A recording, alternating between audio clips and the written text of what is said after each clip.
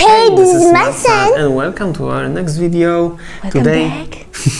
Today we're gonna talk about the things that we enjoy doing the most in November. So November's favorite. November's favorite, basically. Yes. So the series that we love to do, but nobody likes to watch. Yes. I love doing this one just because it's good to keep track in the future what we liked in specific moment in our life. Yes, exactly. So let's just go with it and let's talk about the movies or series. And we have actually two series. The first one is like so popular, the Money Heist. Yeah, everybody watched that. Should we comment something more about this? No, we bought the mask. She has a mask. Yeah, so. I mean it's gonna be the last part, part 5. Yeah, so we will finally finish it. Yeah, nothing too much to comment. It was good. I mean, it's getting a bit too berserk. A bit too much. I personally like the. I think first one and third one. I don't know why third one, not second one. But then the fourth and fifth is kind of a little bit too much, I think. Yeah, so it's good and can't wait to watch the last part, just to give it a proper closure. To finish it. Yeah. And the second series is called I'm a Killer. And this is very interesting, and we are just pretty much spending all our time watching it. We love investigations. We love the criminal activities. I mean, you can see. We like the investigations. We like this whole criminal world. How to say it? Like those whole sentences. What was behind that? What people did? Yeah, and so on. This is really interesting, at least for me. For you too. Yeah. And this series is about people who were sentenced to death, some of them to life in prison, and basically they say the story of their life. Sometimes you can see that they are not really saying the fully true story, because later on you see the prosecution side, and it's really, really interesting. I always enjoy watching this kind of stuff, and I have to say that because it's in America, and you see all of those places when it was taking place, actually, and so on. Yeah. Later on, I love to check Google Maps and check this was there, wow, this was here, and like to kind of make this puzzle inside of myself, like to solve this puzzle in my head too. Like I really want to like check it by myself. Yeah.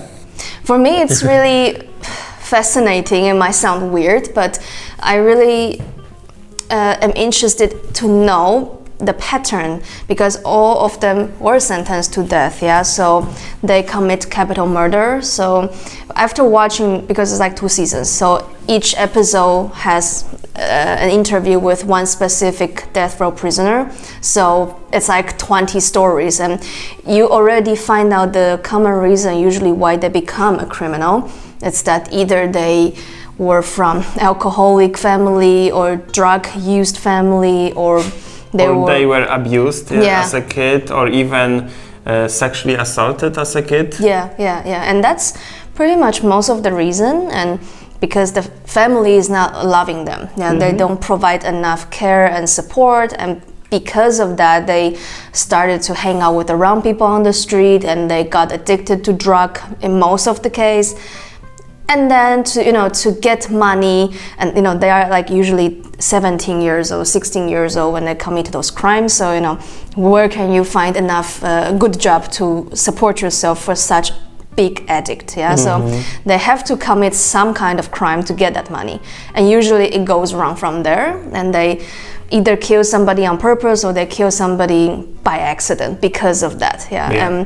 That's usually pretty much the pattern. And what is fascinating about this series is that some of them gives you really I cried several times in few episodes. Yeah, like you feel sad and sympathy to them. But then some of them are like just pure monster. You feel like definitely he deserves that.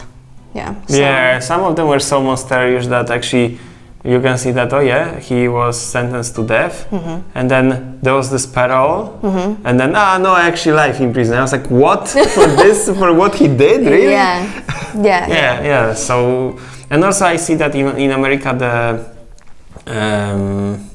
the penalties are so strong, so high, that, you know, for something like, of course, I'm not kind of trying to say that this crime is worse or this crime is but like stealing or something, and you already got like what, 40 years or something. It's like really crazy big, high, yeah. Because previously we are also watching some series about like few months ago about the prisons, how they look like, yeah. So there is a big disproportion between like those prisons in Norway, for example, or in America. Yeah, that's true. It's just interesting. Yeah, so it is interesting to learn something more about the whole justice system, how it works, and also it's interesting to hear one same story, one murder, how two sides talk about it. The side from the murderer, the other side from the prosecution, or maybe sometimes they interview the friends or the family and then they say something different, and it's quite interesting to you know, make your own judgment. It's a very neutral show. Very neutral. This is what I like actually about this, because like first of all there is this like the person who was sentenced, he's talking about something, and you're like, he has a right, maybe he shouldn't be really sentenced that harsh. And then you see the prosecutor side and like, oh, actually he's hiding so much, like that person hides so much, so, and then the family says something completely even different, so it's like, wow, okay, it's crazy. Okay. But we recommend it, really. Not a big series, 2 seasons only. Next is the game, of course. 2 games, 2 very good games. One is beautiful, wonderful, amazing, and the other one is very good to play. So the first one, maybe The Walking Dead. We finished that the whole Telltale story. From there were like in total 4 episodes. It's a beautiful series. Would you like to say something about this? Yes, because overall we like Telltale. And we were struggling a lot if we should go into The Walking Dead because we never watched the TV series. No, she never watched the TV series. So I never watched the TV series. He did, but I'm like, I'm not into zombies, so I don't know if I would like to. Me too. I would say that I watched the TV series, but. Well, it was fun in the first 2 seasons, maybe, and then I didn't really like it. It's kind of repeating and like not really my style, overall. But, anyways, so I was also struggling. But our friend told us that, you know, it's not exactly like in those series. It's something different and very good, like very well made. So we gave it a try, and we fell in love with it, like totally. And I think what is very fascinating about the game is that it's not about the zombie itself, it's about the choice that you're making. It's really about life and death. So maybe you will have a situation that you might have to kill somebody that you like, somebody who is very close to you or your family, because they were beaten and they will become zombie. And you can choose to let him die and turn into zombie, or just kill him by, put the axe into his head, something like that. So it's like, it's so difficult, and it makes you feel like it is so cruel sometimes about reality, even though it's not reality. And also it is very amazing about how they show the growth, the development of the main character, who is Clementine, and she started in which age? 9, I think. Around 9 or 10, don't remember. But she started as a young innocent girl when the whole apocalypse started. And then you can see throughout the episode she grows up, she gained the skill, and she become more mature and more cold-blooded, so to say, because she has to. You have to be tough. So he loves her. She's amazing, really. A wonderful character. And so it's really, really nice. The music is nice. I think overall the way they play with how you play the main character is also very interesting, because you don't play Clementine since beginning. And so this whole growth of her was very interesting. the people who helped her and so on, like you also get connections with them and so on, and some of them might die, and it's very crucial and sad. Yeah. And crucial. And Cruel. it's very sad, cruel and sad. And San cried All the time. All the time. All the time. I'm a crybaby.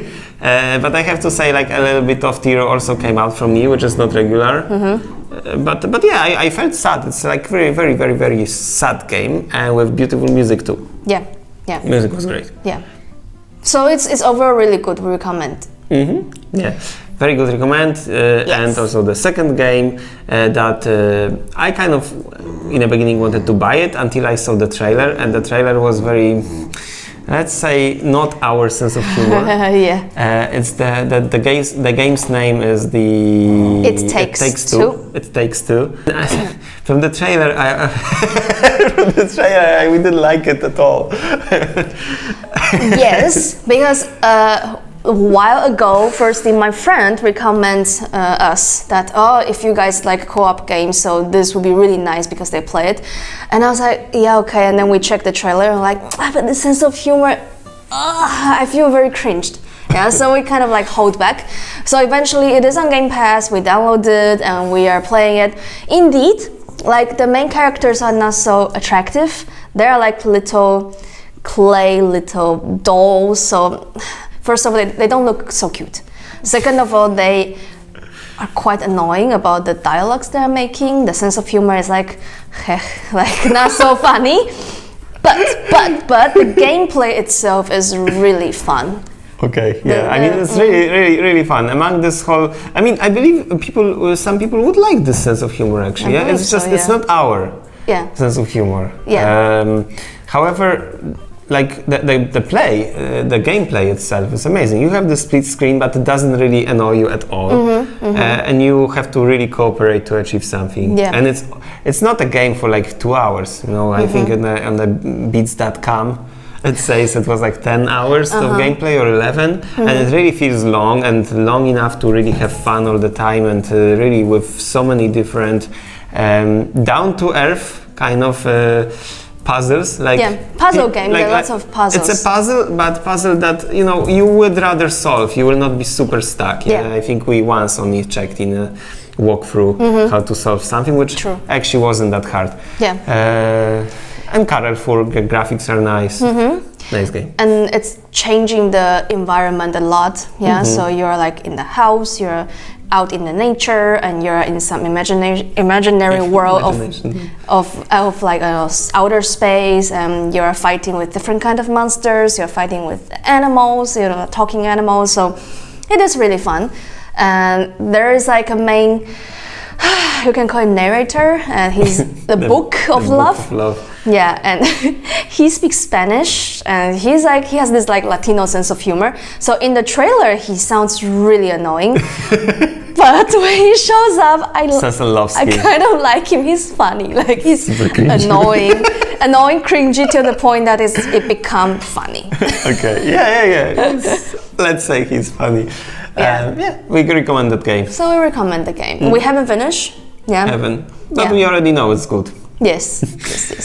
Yeah, and the last thing is about the things that we like to do, since it is autumn now, and as you probably see many pictures of Poland, and autumn is just beautiful. All the leaves turn yellow, and you can carve some pumpkins, and you can collect leaves and the oat for the dog. Yeah, so we are just basically, I am forcing us to go to different parks and make some nice pictures and give Froggy a nice walk. And meanwhile, Sansan once, like one morning, Sansan say like, "Oh, Froggy has something here on the bottom of her neck. There's something." I was like, "Let me check." Nah, it's just a piece of meat, probably. It's nothing. It's okay. And then we went to Warsaw, the center of Warsaw, to have another walk. And I was holding her and grabbing, like, actually there is something. And I was already suspecting it might be the thing that I was kind of Scared off. And then I used the light and oh yeah, this is it. I didn't even know the English name for that thing. In Polish we say kleszcz, and we realized that the English they call it like tick, which sounds too cute for that. Yes, exactly. Yeah, and he was very full already, like very full. He looks like a big nut. Coffee bean. Coffee bean, yeah. So we removed it fully. Yeah. Fortunately. Yeah. But for the whole, because we discovered it like on in the center, and then we had to come back. So for this whole road way, we were feeling like, oh god, there is like one more of us in the car. Plus, like I really wanted to get rid of this shed, and really the point that you have to remove this is disgusting. Yeah, yeah. So having her for around 5 years, it's the first time that actually a tick bit her. There were times that tick was on her in the summer, but we always found it when they're just simply climbing, and we just remove it. And they were mostly dead because she's wearing this thing, like an anti-tick necklace, with some smell. Yeah, but this time somehow he managed. Yeah, and he was like totally sucked with her blood, and she didn't even notice that. And she was sleeping with us almost every night on our bed next to us. So it was also kind of terrifying. That's okay. It's been like 3 days. Yeah, so it with this thing growing. Yeah. Yeah, it is pretty scary, and and I think at that moment I kind of understand a little bit about how being a parent might be like. Yes. Yeah, because I felt sorry for her, that I feel even partially guilty that it happened to her and we didn't take good care of her, even though it's not really our fault. Mm-hmm. Yeah, but good that he's gone. His flesh is in the water wonderland wherever he is, with his full of blood. Yeah, so that was it. So yeah, if you have a dog, always remember to check them after walking them in the wild forest. Yes. That's the moral of the story. Okay, so that was it. Yes. That was all we have achieved since this month. This month? Yes, this month. And and yeah, we love you. Stay tuned. See you soon. Bye bye. Bye bye, Josh. We love you.